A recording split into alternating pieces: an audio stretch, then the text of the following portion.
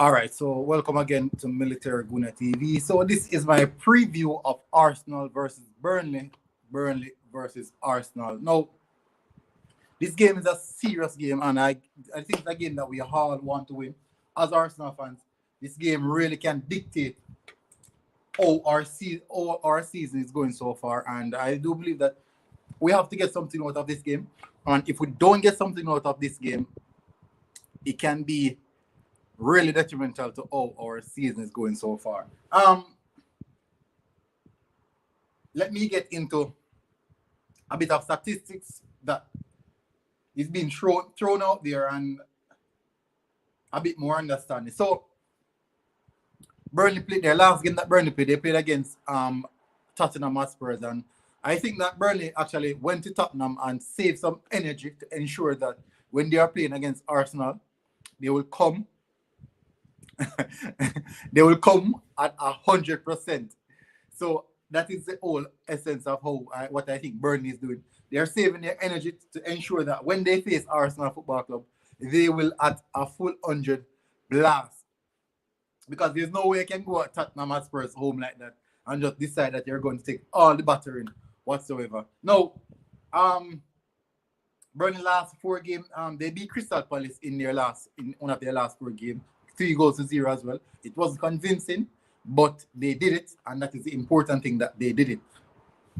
What I want to know now is that Arsenal Football Club, we have to get something from this game, because this game is the kind of game that can really dictate how our season is going so far. And winning this game put us in a very, very strong position, because we'll be playing Tottenham the next week. And if we should beat Burnley, would be in a really, really good position, and we can use that as a stepping stone to actually beat Tottenham Hotspurs. And if we should do that, that will put us above Tottenham Hotspurs and closer, really, really closer into the top spot, because all of these teams that are in front of us, they had far more difficult games coming up than us. Now, all the tables, let me get to the table. So Burnley are actually dwindling at the bottom of the table. Well, they're at 15th position on 28 points. That's not really far from us, because we're 34 points. Yes, we are on 34 points, 37 points to be exact. We're on 37 points. So they're not far from us. But if we should defeat them, we'll be sitting comfortable on 40 points. That would be in front of both Aston Villa and Tottenham Hotspurs. And what that does, that put us in a strong, strong position to move into the top 6. Really, really close, because top 6, Liverpool is on 43 points, and that is top 6. And they have really, really complicated fixtures coming in. Big up X. They have really complicated fixtures coming in, and I do believe that these are the games. This is a game that we have to win, and this would put us in a better position. So if we could if we should defeat Burnley, and then we face Tottenham, we know for a fact that if we beat Tottenham, we are way ahead. We are way ahead of them, and that would put us in a good position moving into the top half of the table, basically top 6, top 5 position. And this is something that we want. We know that we want this position. We know that we want this, because this is a replication of our season going so far. Jonathan, big up. This is the perfect replication of our season going so far. So the only issue is that Aston Villa, they have 2 games in hand, and those 2 games are against big opponents. So I'm not really worried about that. And at some point in time, they are now without Jack Grealish, and you have seen the decline, the massive decline that they have now, since that there's no Jack Grealish. And Everton is in front of us, and I think we will be playing Everton again soon. And Everton they have to play Manchester City, I think, a week from now.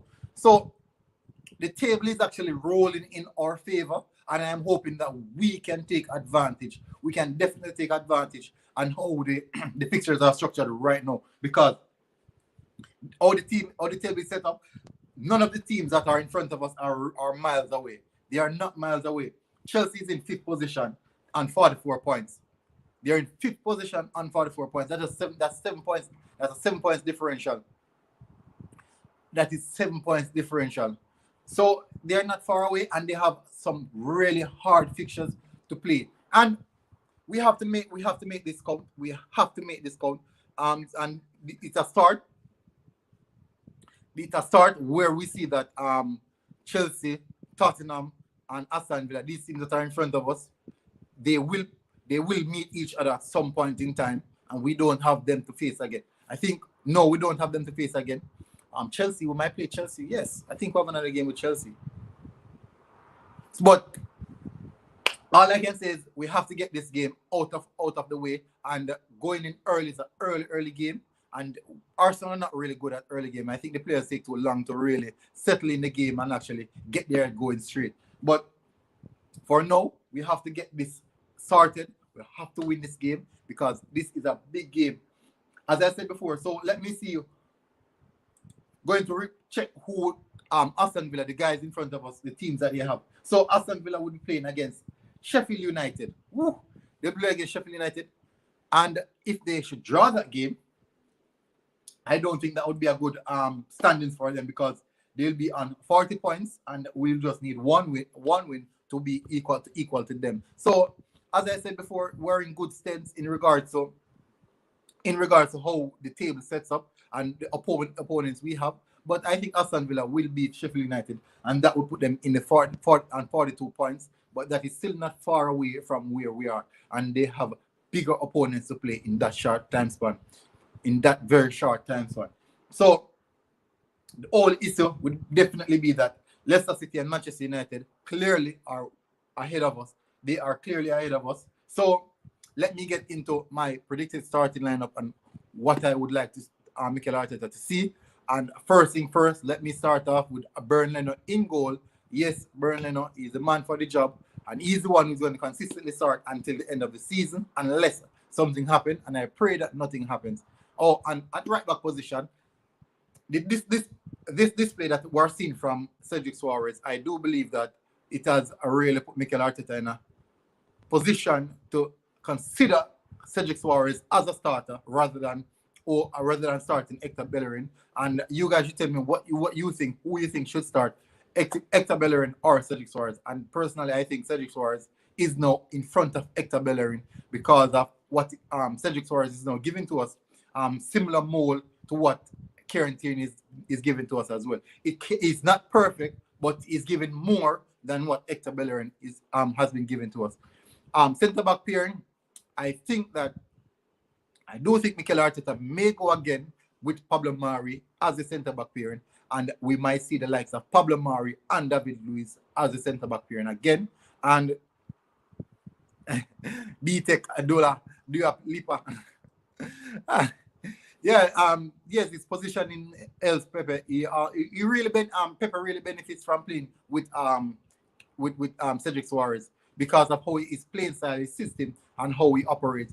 He tends to go to the byline quite more often than Hector Bellerin, and that gives the defender a decision to make, which normally leads to Pepe getting more time and space on the ball. So centre back pairing of centre back pairing of Pablo Mari and David Luiz. On the left side, we know it's Kieran Tierney. And in the midfield, definitely, we know see the likes of Thomas Partey starting, controlling, dominating game. Thomas Partey should be fit for this one. Should be fit enough to start this one. And what I do believe is that I think Granit Xhaka might get rest, but it is not concrete because he has been played. He had been playing a lot of minutes, a lot, and I'm not sure if he can continue playing that amount of minutes. And no one is actually saying that Granit Xhaka is actually being our most consistent, available player. So he might not be at the quality that we want, but he's always available to play. So I think he might well go.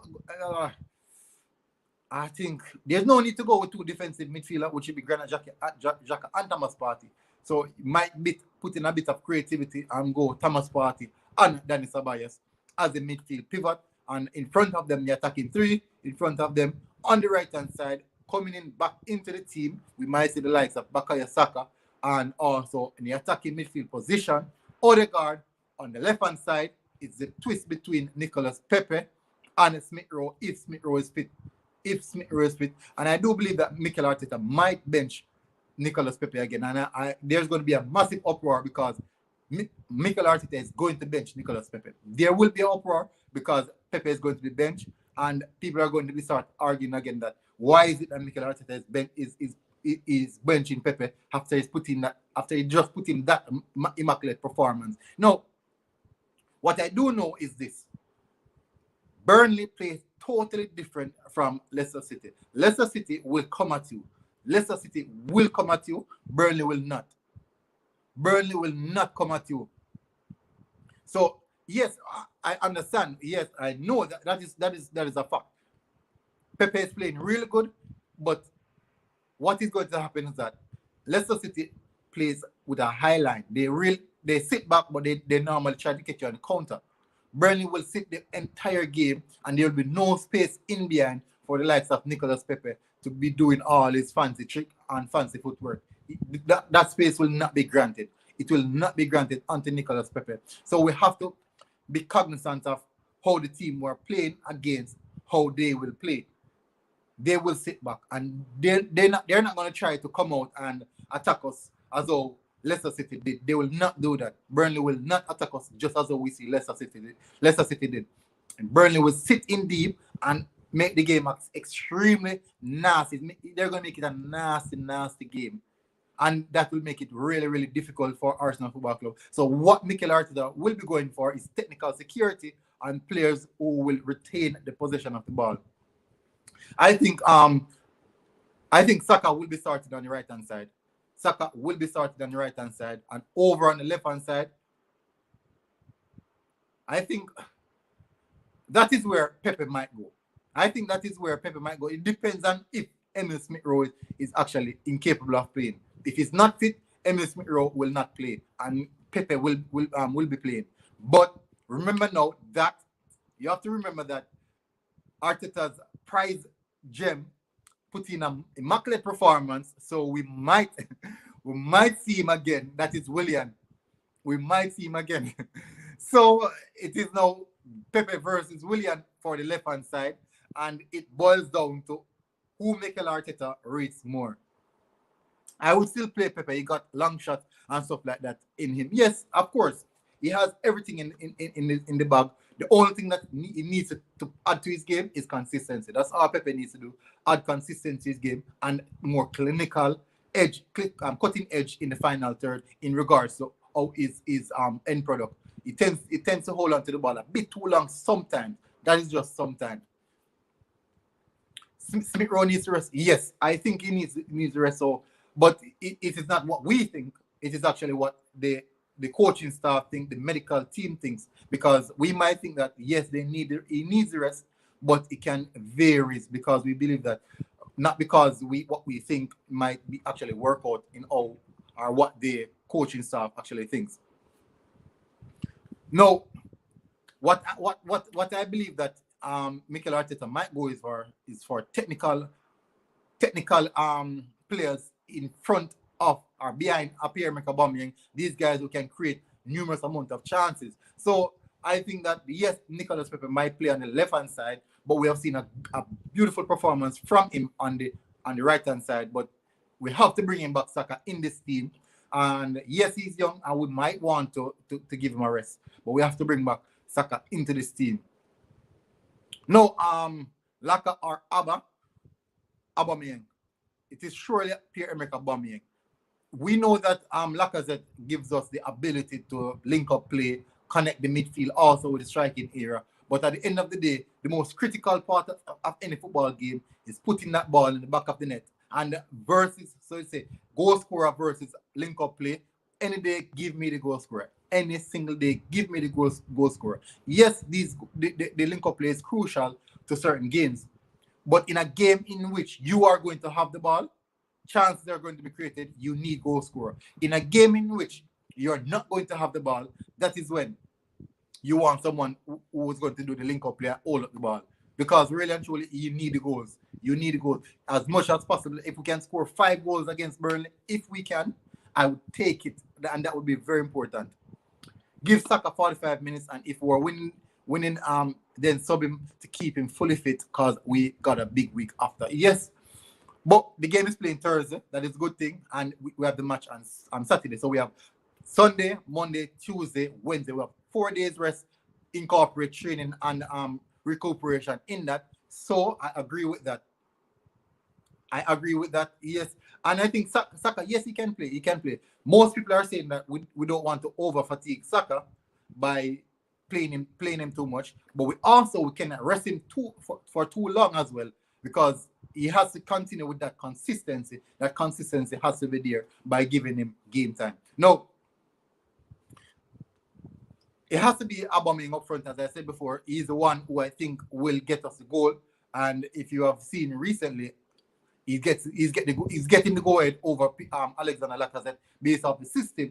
And for too long now, we have been trying to fit both of them in the team at once, and we have realized that it hasn't been working. So that is one or either. And that is the reason why Lacazette is actually on his move now to Monaco. If you guys have watched my transfer daily, you guys will see that Lacazette is on his move to Monaco, in which they have already held talks, and things are a bit concrete at this moment. Also, the likes of John Balogun is on his way out as well. I know many Arsenal fans didn't want him to go, but he's on his way out. So that would be my definite starting lineup. I think if you don't agree, put it in the comments and tell me who do you think should go ahead. Let me run back through it. Right in the goal, Leno, for a fact that is done. At right back, Sergio Suarez or Bellerin. Put it in the comment.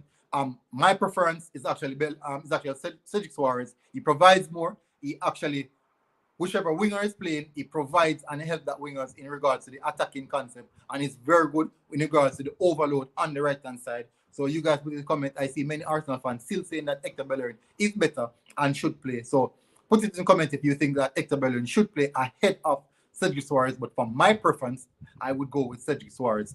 My centre back pairing, I'm going with 2 experienced defenders. So these 2 guys can give us things that we might need. So these 2 guys have these long range passes, accurate long range passes. They're clean and precise. I'm going with David Luiz and Pablo Mari. Yes, we know that things weren't 100 in the last game against Leicester City, because I believe that first goal that we conceded, a bit of it was actually on Pablo Mari and also on El Nini. Yes, Granit Xhaka gave away the ball. Yes, he was the one who gave away the ball, but there is more than enough time sit between the error and the goal that we conceded to correct things. So El Nino was out of position. Kieran Tierney was already on the overload, and Pablo Mari did not came out of his blocks quick enough to come and block the shot or even engage Tielemans on the move. It was Harvey Barnes on the move. So not a hard decision. Cedric Suarez. Everyone is saying Cedric Suarez. I agree. It is Cedric Suarez. Yes, I am from Jamaica. Big up Jamaica. Yes, I'm from Jamaica. The Jamaican accent. Yeah. So, and in the midfield now, on the left-hand side, everyone knows who's the left back. Every single Arsenal fan knows who is our left back. That is our big man himself, captain material, Kieran Tierney, at left back. And we know the double midfield pivot. Tell me what you think, guys, if we should go with Granit Xhaka or Dani Ceballos. And me personally, I would go for Dani Ceballos in this game, because we know for a fact that Burnley will be sitting deep. They'll be sitting extremely deep. And what they're going to do is try to catch us on the counter with Chris Woods and those type and Woodburn and those type of guys. But I think that I would start with Ceballos. Reason being, we're going to need a bit more creativity in the midfield area, and we can get that from Dani Ceballos. And also, he's defensively good, because his defensive statistics are actually better than Granit Xhaka's. And we have the likes of Thomas Partey doing all the bits that he can to make the midfield a bit better. Big up, big up, big up. Everyone loves the culture. Every single one loves the culture. At military, I would start the same team that's Arteta pick against Leicester. Only difference is ESR for Odegaard. All right, so this is the difference between ESR and Odegaard. ESR is very good on small link-up plays, intricate touches in small, tight areas. Now, what ESR does not have to his game that Odegaard has is the passing ranges and the weight of pass and accuracy of pass. ESR is very good at the short passes, coming close to combine with players and keep it ticking. Odegaard does that. He slightly does it with a bit more pace, but he has a longer range pass in his leg. And with the likes of Pierre-Emerick Aubameyang, that is Odegaard is suited to play with Pierre-Emerick Aubameyang up front. I can be wrong, but you guys can tell me what you think of both players. But my preference would actually be Odegaard. And we have to generally give ESR some rest because he has been played a lot of minutes and I think he needs it. ESR hasn't rest yet and he still plays and I'll still play Odegaard. Yes, I think I'll play Odegaard for this game. Aban Odegaard, but if you start Laka, then you start ESR. Very good. That is very good. I believe so too. If we're going to play against a team in which we know that they dominate possession, ESR and Laka would be a very, very good combination because what these guys do, they hold up the play. They are very good at linking the play and then they release other players in behind. So if we're playing against a Manchester City or a Liverpool or even any team, well, Manchester United or Chelsea, only two teams that retain possession more than Arsenal is actually Chelsea, Manchester City. These teams retain a lot of possession. So if we're going for ESR and Lacazette, it has to be in one of both games. I'm surprised that Arteta didn't do it in actually the Manchester City game. I thought that Arteta maybe thinking about allowing Lacazette, Aubameyang to play on the last man, that would be Dias and Stone, and try to maybe push them push them deeper into their half, but that didn't happen. But it'd be so good to have someone to link the play and push and pull those players in the end to allow them to get something off goal. So Odegaard's value, I would take anything below 35 mil. I think his value more is 35 mil, but I think he value more than that. Yeah, I think he value more than that. We might not value that at that price range, but I do believe that he might value more than that. So we need a new name for the channel. Oh God! All right, so for the Discord, MGTV Discord, MGTV Discord family. Yeah. There's so many names. Come on, it's your Discord. I just joined the Discord and I don't want to make that for you. Jakalaka. Well done. Big up. All right, so we need to start Abba, Laka, Saka. Burnley is going to come out defensively, so we need opening goals so they can open up. Yeah, but not putting on all the goals for them necessarily mean that we're going to get early goal. All right, so if we're going to start Laka and Abba, it means that Abba will be playing on the left wing. Come on. Do you really want to put back Aubameyang on the left side with him racking up all those numbers down central? I wouldn't want to do that. We could call for it, but I wouldn't want to do that right now because his statistics are actually rising now since he has been on the front foot in the attacking lineup. So I think that we have to go with either. We cannot go with both of them now. We are moving away from that system. What Mikel Arteta is doing is play Aubameyang up front and also play three creators behind him. So three number 8/number 10, which would be or two wingers, these to assist in the creating of goal and also to assist in scoring the goal. So we might look at it that it might make no sense because we want all our goal scorers on the pitch, but we have to consider what is really happening. It is a must-win. MGT. It is a must-win game. But all right, so one of the reasons why I'm so crucial in getting this win is because when we get this win, we'll be on 40 points. We'll be in front of Tottenham. I think Tottenham will be playing against Fulham, and Fulham is playing really good football right now. When we go in this game, I think that if we should win this, this would put us in front of both Aston Villa and Tottenham. Aston Villa are playing tomorrow against Sheffield United. Anything can come from that game. So if you guys from the AFC Discord has found a name, please put it in the comments so I can actually give it a shout out if you guys found a name for it. No, not at all. But stick around. You can stick around. All right, so my prediction for this game, I'll definitely go for Arsenal 3, Burnley 0. I'm going Arsenal 3, Burnley 0. I don't think they have the threat to really score against us. The last time we played them, the only shot they had on target, I think the only shot that went on target was actually Pierre-Emerick Aubameyang shot, and it was Aubameyang's own goal. So they didn't hurt us not one bit when we played against them. And I think now what we realize is that we're now playing far, far better than when we played them the first time. And that back then we were really stink. We were stinking up everywhere we go. Poor football. What? But hopefully you guys enjoy the show. I will not stick around any longer. As I said, my scoreline 3 goals to Arsenal, and we have to win this game. This one is really, really important. Okay, so the Discord name, Discord server, Guna World. Yeah, Guna World. Yeah, Guna World. Why you guys think Guna World? Why Guna World? Why Guna World? Guna World. So Guna World Discord server, or Guna World Discord.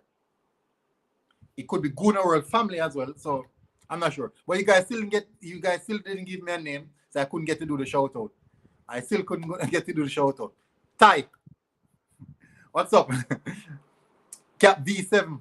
So I say Guna World. You guys agree with Guna World?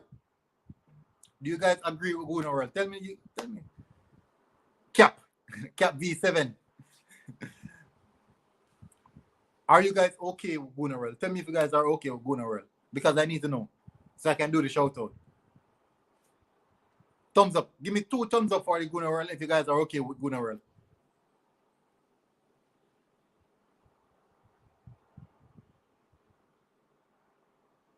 All right, so we'll go with Guna World. Shout out to the Guna World Discord. These guys are very supportive, and the Guna World family, in which I'm a part of right now. So, as the table stand, we're at 10th, and we have been at 10th position since last year. We have been 10th since about November. We have moved from 10th. You guys hit the like button. Come on, hit the like button. I don't understand. Hit the like button before you go. Please hit that like button. Hit that like button. I am not sure why you guys are not hitting the like button. But we're been at 10th position since forever. And it seems as if we cannot move away from 10th position. We've been at 10th position for so long. And as they say, is that we're definitely becoming the mid-table club. We're cementing ourselves at that mid-table position. Because even at home and away, we have the statistics for 10th and 9th place. So that's possibly the reason why we're consistently moving from 10th to 9th and no further. But in regards to performance, since we played against Chelsea, I think we ranked like 3rd or 4th on the table in regards to performance, like goal conceded, goal scored, XG shot, and XG conceded. We have been really good. Yes, guys, hit the like button. You have to give me the thumbs up so that we know what that you guys are enjoying the show. I might be bored. But anyways, all right. So thank you very much, guys, for actually tuning in. I am going to go now. Hopefully, you guys continue to hit that like button. And guess what? Oh, as I'm leaving, big up. Moby Aguna. It's been a while. Big up. Questions just coming in. Or Grealish or Buendia. Come on, Ty. Come on. All right, so Grealish is ahead of both of them. Obviously, Grealish is ahead of both of them. In order of precedence, it's actually be in my art. The reason why I'm going to do it like this is because Buendia is Premier League proven. So this is the order. Grealish, Buendia, OR. Yes, we know OR is a good player. We know that he has the quality, but Buendia is actually Premier League proven. So it is very difficult to say what we would take OR instead of Buendia. And really and truly, a lot of us don't even watch the French League. I watch the French League. The only reason why I started to watch the French League is because I wanted to do the Saliba watch. And since then, that is the reason why I've started to watch do the Saliba watch. And he's not performing extensively as we all expected, because even the game that they played against Nice, he wasn't that exuberant. He was actually basically a fairly average on the pitch. What's up, O'Connor? I'm good. I'm really good. I'm actually enjoying it. So, really and truly, I think Buendia is Premier League proven. And what we fail to understand as Arsenal fans, we love going for these fancy name players. If your name is not fancy, you're not good enough in accordance to Arsenal. That is how we love. That is how we operate. So, our keep Odegaard or sign one of those three. All right, so we definitely can see the quality of Odegaard. We definitely can see the quality. Odegaard is a quality player. If Grealish is available, definitely. If the price range is available, I have to go with Grealish. I would have to go with Grealish if the price range is available. But we know that Grealish is actually cracking 80, 90 million pound for one player. And Arsenal Football Club, not that amount of money. We're not spending that amount of money on one player again. Since what we did with Nicolas Pepe, we did that with Nicolas Pepe, and I can tell you, it has been an uproar since then. Everyone is so crazy since then. It has been an uproar since then, and I don't see Arsenal splashing so much cash on one particular player again. That won't happen. That will not happen again. But definitely, if Odegaard is at a good price range, he has the quality. He's a quality player. You can definitely see it. I would go with Odegaard for maybe 50 million in the 50 mil region. Hopefully, if we can get it lower than that for 50 million euro, I take it. I'll definitely take it. You can see the qualities there. You just need a bit more adjustment. He has some really astute passes, and he reminds me so much of Ozil, and really, he reminds me a lot of Ozil. So the problem is, so we have a Pepe fan. We have a Pepe fan. The problem is Odegaard's price as it's with Grealish, but Buendia is a possibility. Yes, that is the reason why I would more likely go for Buendia, because Buendia's price range is in the ilk of what Arsenal can afford. Well, not that can afford, but the ilk of what Arsenal will go out to purchase. Other than that, I don't see Arsenal really going out for 80 million Grealish, or also 60, 70 million Odegaard. But Buendia for a nice 35, 40 mil. And we have seen you don't have to go for this big fancy name players, because so there's this guy I think he's recently gone to Sevilla, Papu Gomez. Many people didn't know about him.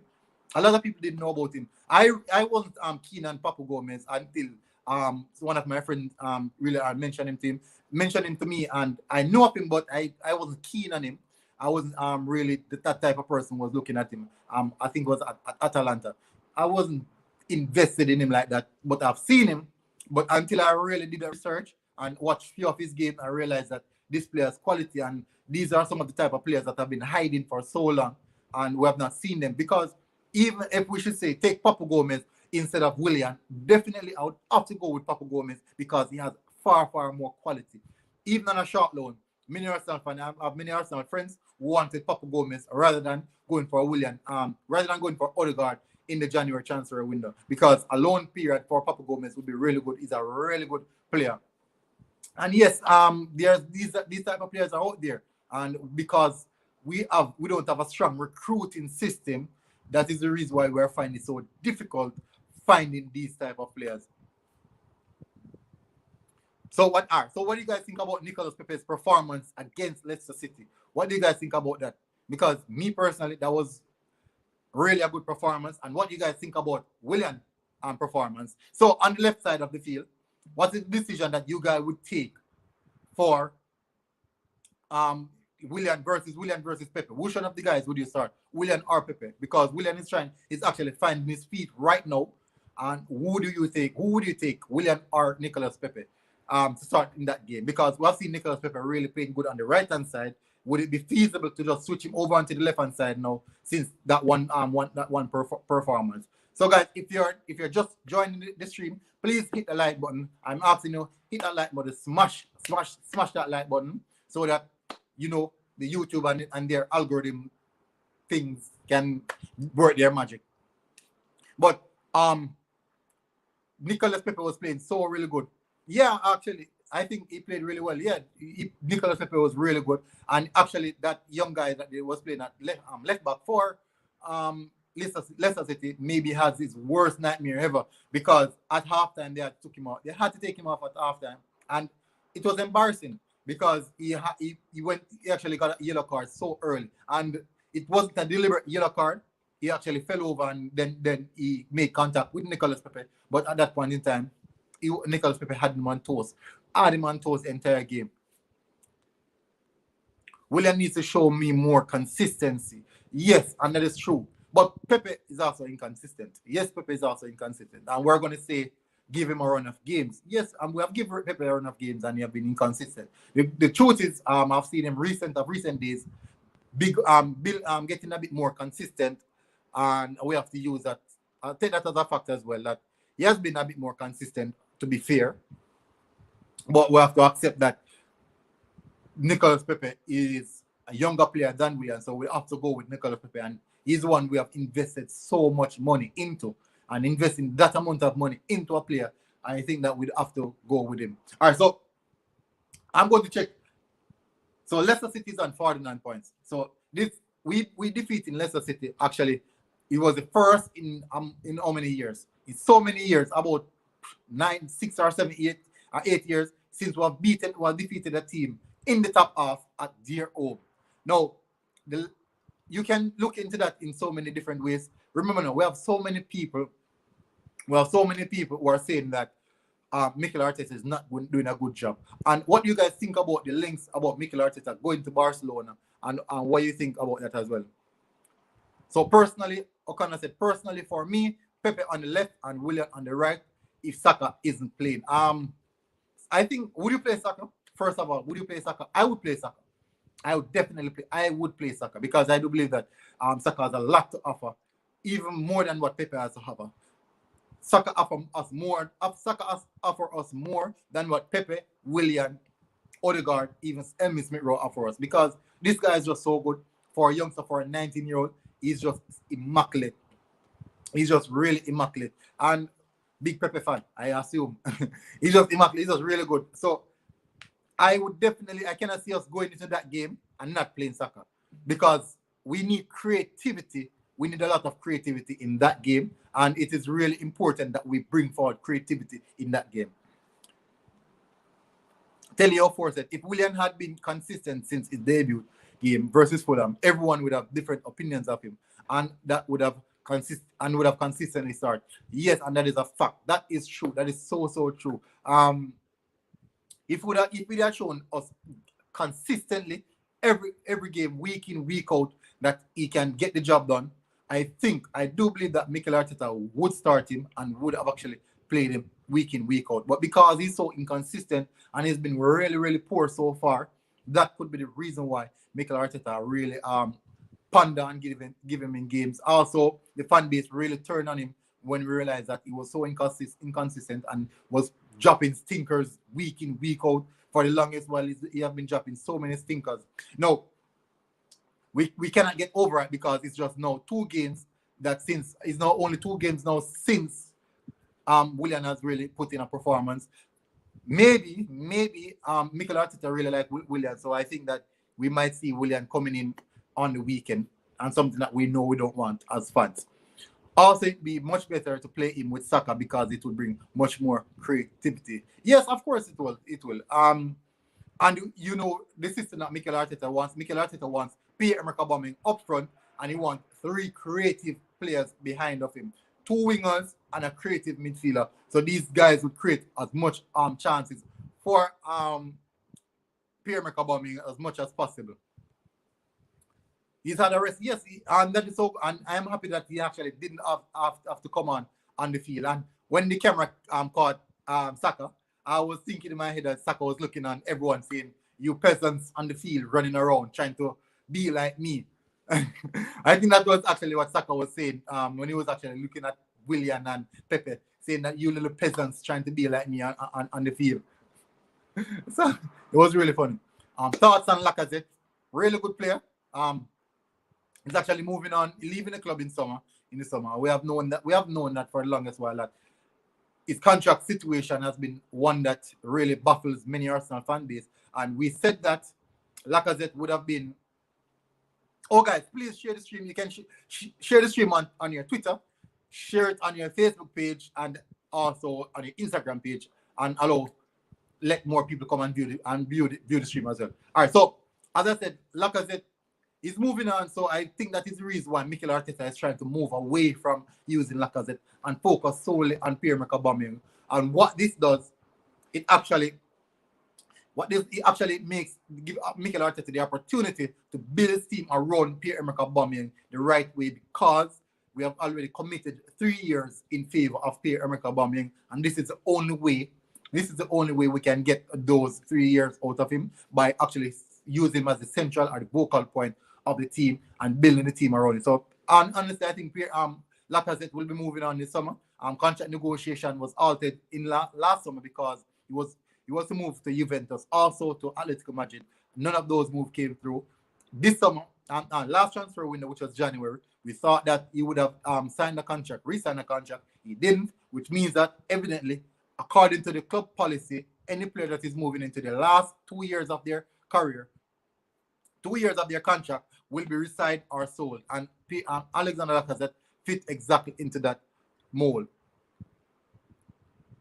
To be honest, the earlier Lacazette leave, the better for us, because if we wait for 1 or 2 more seasons, he might have to go on a free transfer. Yes, he's entering into his last season, his last year in his contract, and we have to do something as fast as possible rather than allow him to leave on a free. We cannot afford to let another player of that ilk with that price range on his back leave on a free. And I did a transfer video on him in regards to Monaco. Monaco has already came in with a solid offer of 35 million euros, good enough offer to take him away from us. And I think that they will go, because Monaco does not have an outright striker right now, and they have been going through goal scoring crisis.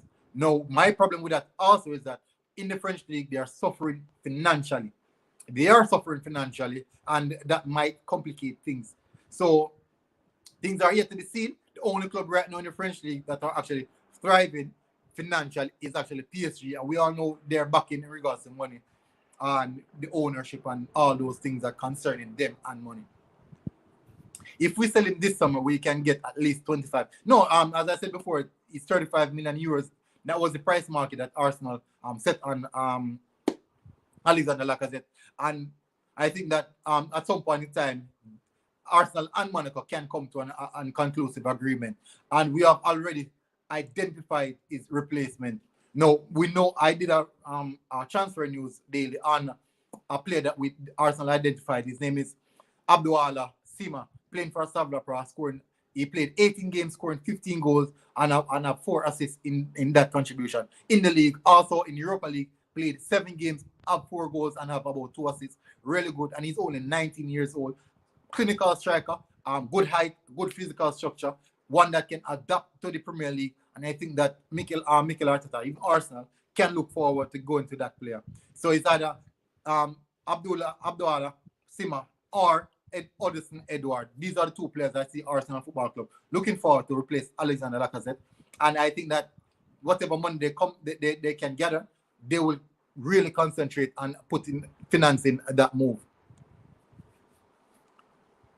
Share the live, please, guys. Share the live so that I have another 15 to 20 minutes on the live. So, guys, share it in the meantime that you're here.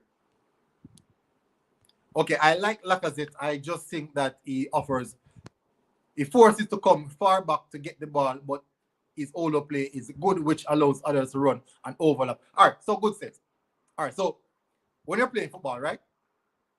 When you have 2 wingers and a goal scorer, the number 9. When the number 9 consistently come that deep to retrieve the ball, yes, he has good all play. But what that does is, whenever that number 9 release the ball to any one of those midfielders, and midfielder should play a splitting, cutting the defense in behind the line, that winger that we have attacking the ball. So, for example, Lacazette come short for the ball, plays it to Granit Xhaka, and Granit Xhaka would string the ball so hard and low to Nicolas Pepe on the wing, and we got a breakthrough. No, by the time Nicolas Pepe should reach the 18-yard box, because Lacazette will be so far away from the goal, is not an option to get the ball. He won't be an option to retrieve the ball. So that maybe would leave to Nicolas Pepe be the only person trying to go at goal, because our striker will be so far back, so far behind, and that is not ideal in every situation.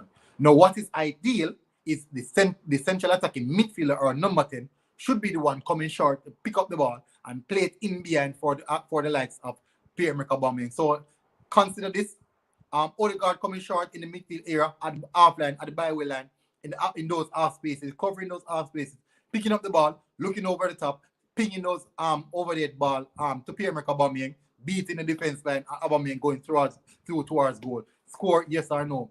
What that does, it means that there's always someone, one of the strikers, inside of the 18-yard box.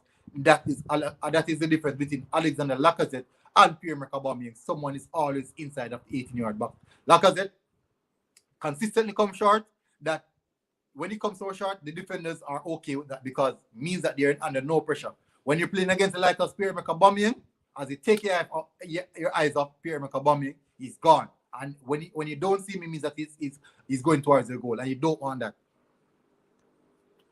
The Under-21 European Championship are doing their group phases in March, a chance for Nketiah and Guendouzi to shine, and knockout stages in June. All right, so first thing first, Guendouzi has been playing really good, but his mentality has been a big blunder or a big factor in which is holding him back right now, because he's been going to all these type of little spots with other players or even the manager. And you cannot, as a young player, you cannot consistently do that. So if he should be integrated back into the French team, I would really love that as well. But Eddie Nketiah, we know that he's a captain for the Under-21, the England Under-21 team, and he's their record goal scorer right now. So I think that Nketiah, he really does well with the English team. He does really well. And so I think that they might have something to say in regards to those coming days. Also, we have the likes of Saliba integrating also into the France Under-21 team. So hopefully we can see more from them. I don't think Cedric is talked about enough. Yes, that is true. He has been really solid. I think he had one bad game. Well, he had a few bad games, but it wasn't anything significant. He has been really good for us so far, and I do believe that he's not talked about as often as we'd want to, but it's because we're really reserved on what he has to offer, and that is the thing. And because the way that he came in the club, Cedric Soares and Pablo Mari, the way that both of them came into the club, I think that most people are really reserved on these type of players. Yes, he has been really good. I think he had a bad game against, I think it was Aston Villa when he gave away the goal. He had a really bad game against them. But he has been solid so far.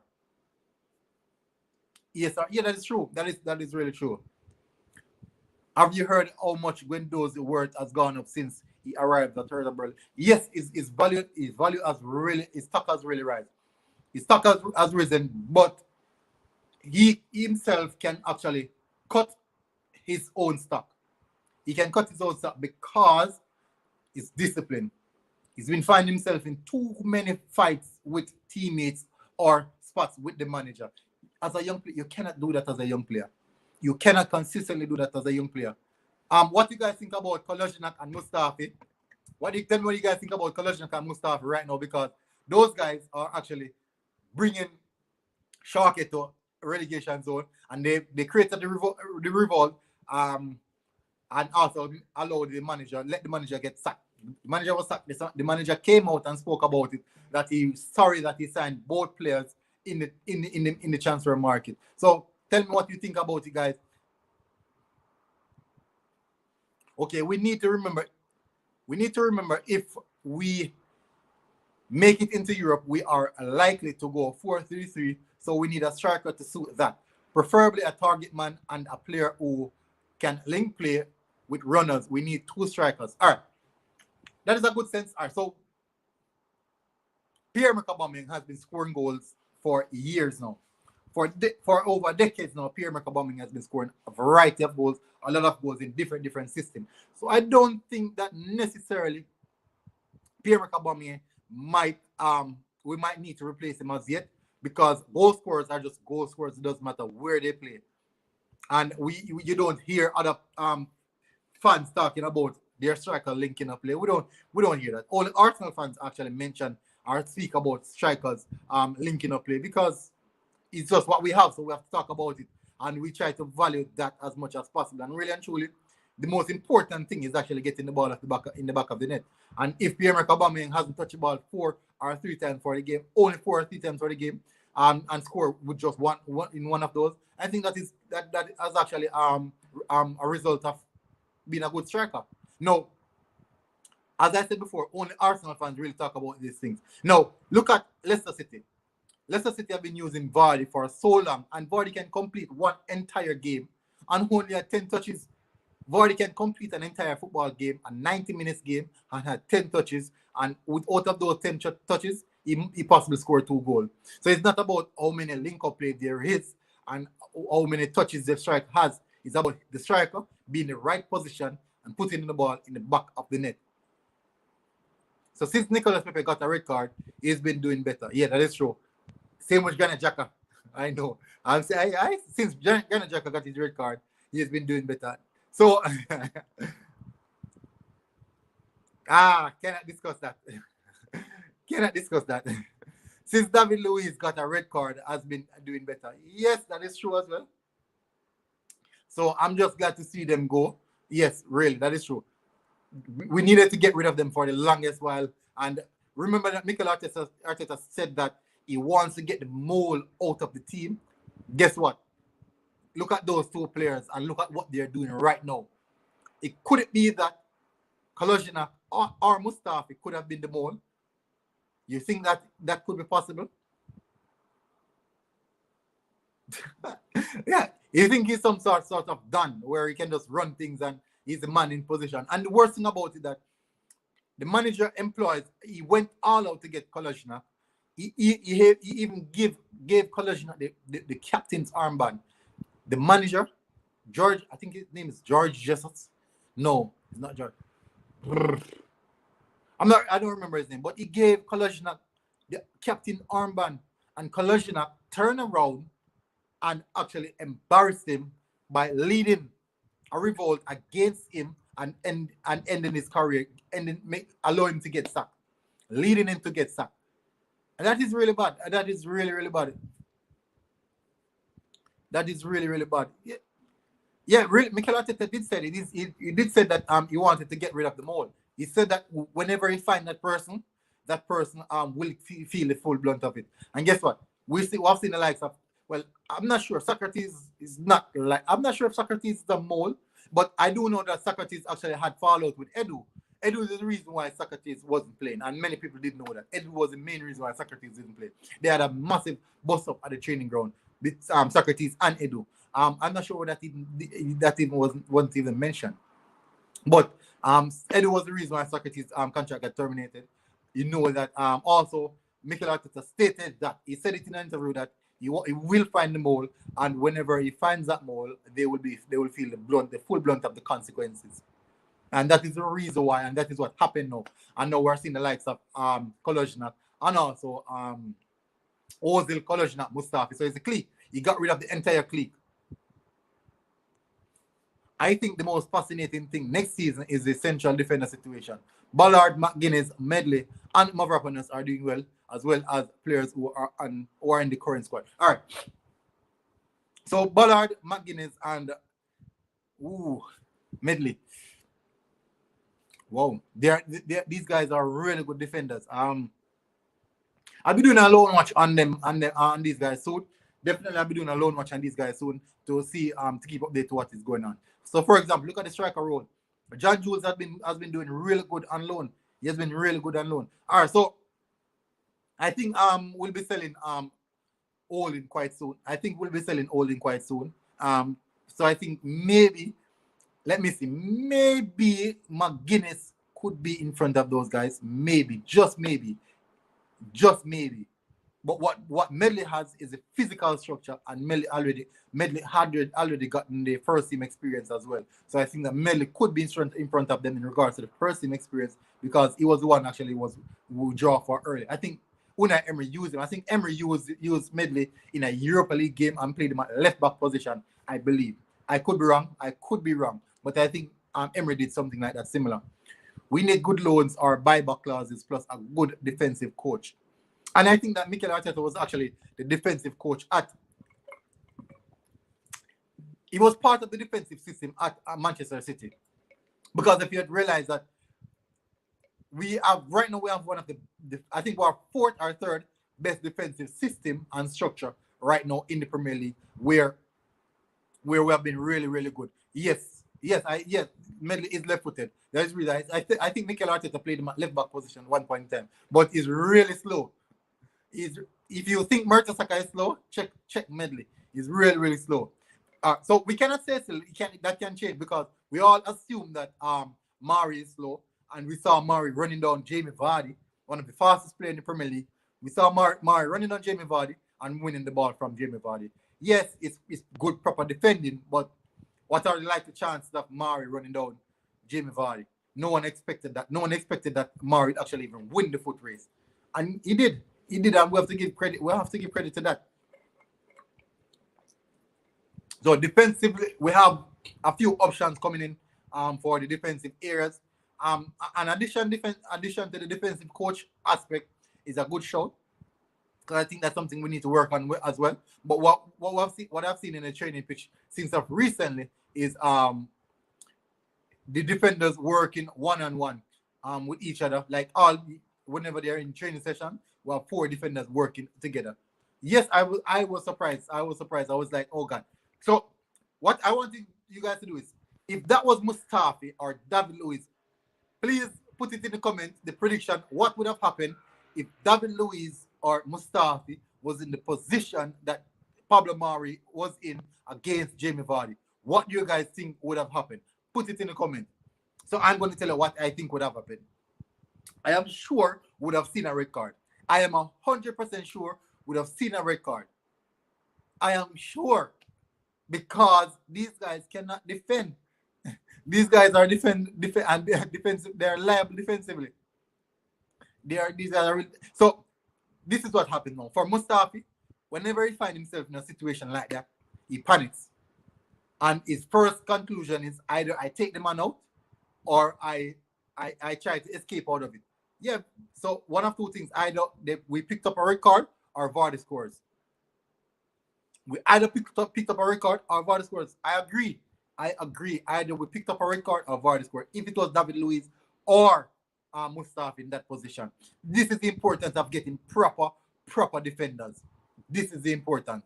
For example, I've been doing a Saliba watch for the longest while now, and one of the things that Saliba did since he has been at in the French league, he has never been dribbled past. He commit one of the least amount of fouls in the entire team. I remember that he's the one who's engaging in the most tackle. He has the highest touch percentage in the entire team.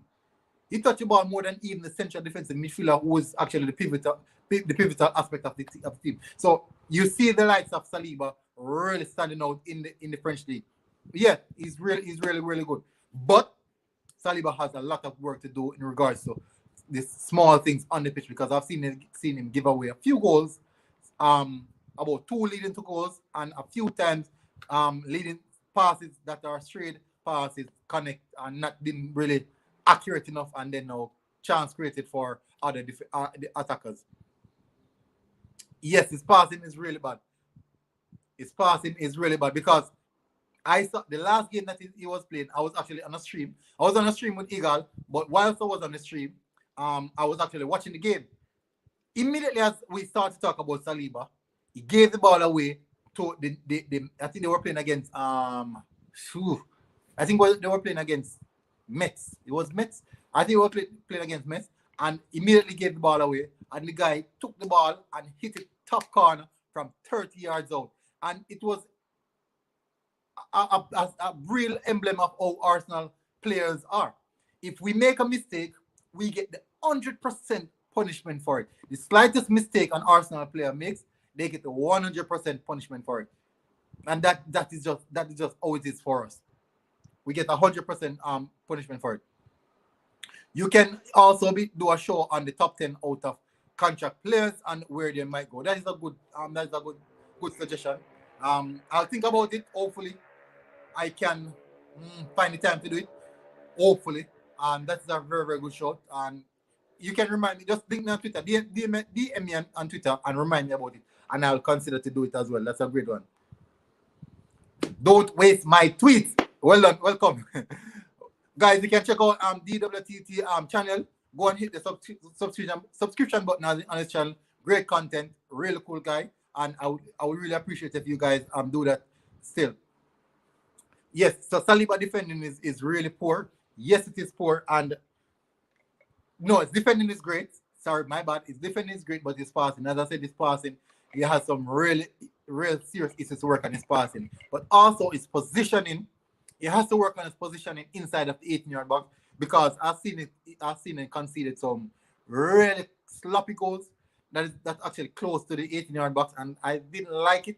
I see strikers actually running in front of him, going in front of him, and just creating a tap in and conceding a goal easily.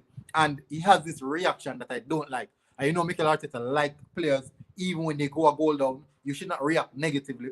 Your body figure, your body language should not, be a one that is negative, and that is how Mikel Arteta appreciate players.